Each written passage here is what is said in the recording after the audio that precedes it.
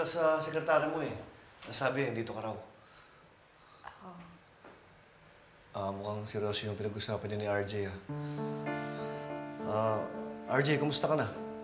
I'm okay, Doc Carlos. Maraming salamat. Hindi, pinag-uusapan lang namin yung pag-transfer ni Doc RJ sa Apex. Ang sabi ko sa kanya, aasikasuhin ko yung paglipat niya doon kasi mukhang okay na naman siya. Doc Carlos, kung ano man yung nakita mo, walang ibig sabihin nun.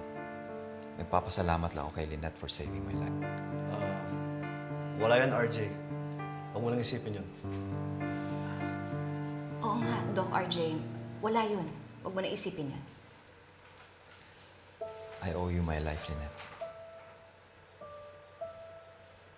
Sana pagkatapos nito, maging okay na rin tayo. Can we be friends? Kung okay lang kay Doc Carlos.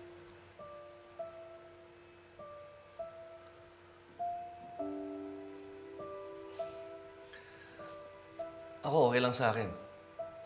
Walang problema sa akin.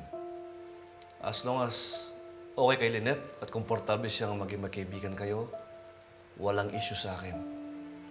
Pero, isa lang ang pinapakiusap ko. Protektahan mo si Lynette kay Moira. I promise, Lynette, hindi ka naguguluhin ni Moira.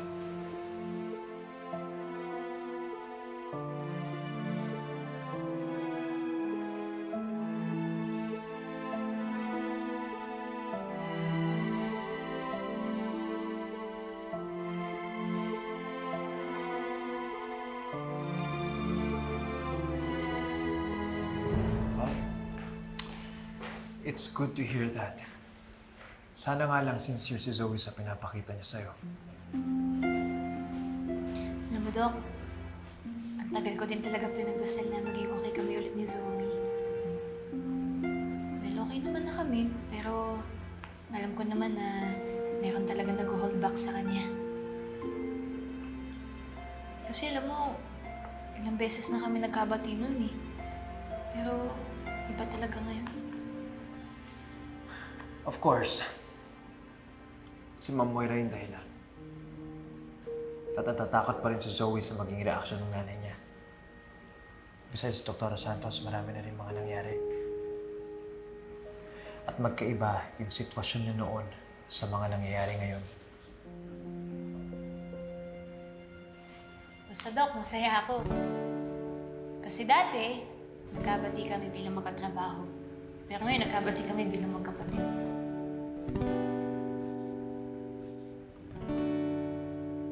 Dr. Javier, pwede ba kita makausap? Ikaw, pwede ba? Huwag mong awayin si Dr. Javier. Doktora Annalyn, hindi ko siya aawayin. Gusto ko lang ayusin ang problema namin.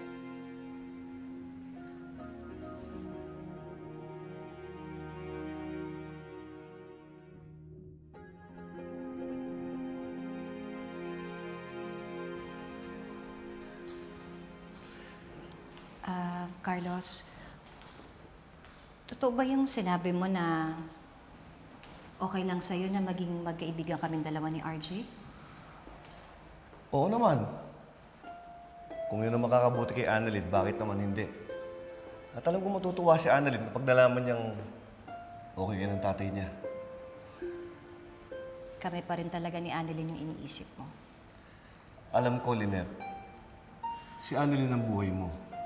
At kung ano magpapasaya sa'yo, bibigay ko lahat hanggat kaya ko. Ganun kita kamahal.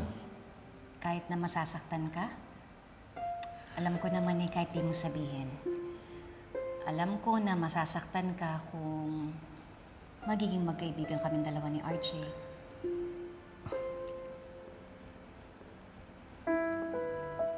Lynette, I trust you. Alam kong hindi mo sisira yung tiwala at pagmamahal na binibigay ko sa'yo. At kung talagang mahal mo ko, hindi mo ko kaya saktan. Carlos, hindi ko kayang gawin sa'yo yun. Dahil mahal kita. At dahil sa mahal kita, Ngayon, hindi na ako sigurado kung tama ba na makipagkaibigan ako kay RJ. Lynette,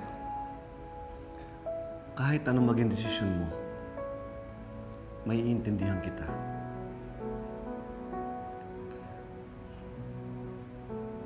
Swerte ko talaga, no? Biruin mo, ha? Gwapo ka na. Mabait. At higit sa lahat, honest. Halika na.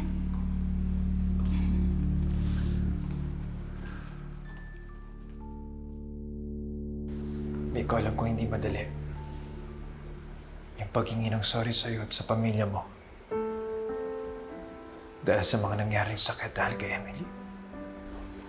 Ganun pa man,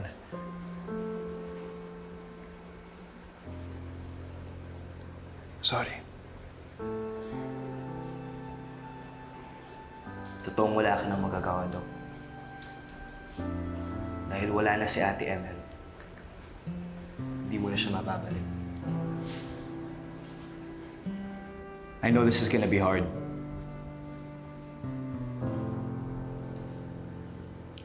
But I have to let go.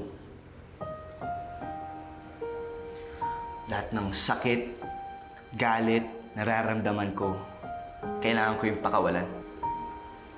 The only way to do that is to forgive you. Tama ka sa sinabi mong kapag hindi ako marunong magpatawad, mawawalan ako ng kakayanan magmahal. Alam ko yan dahil sinabi rin yan sa akin ni Ate Emily. Kaya, pinapatawad na kita.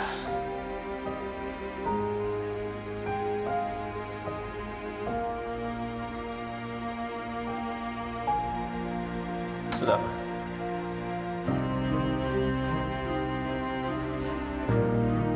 Salamat.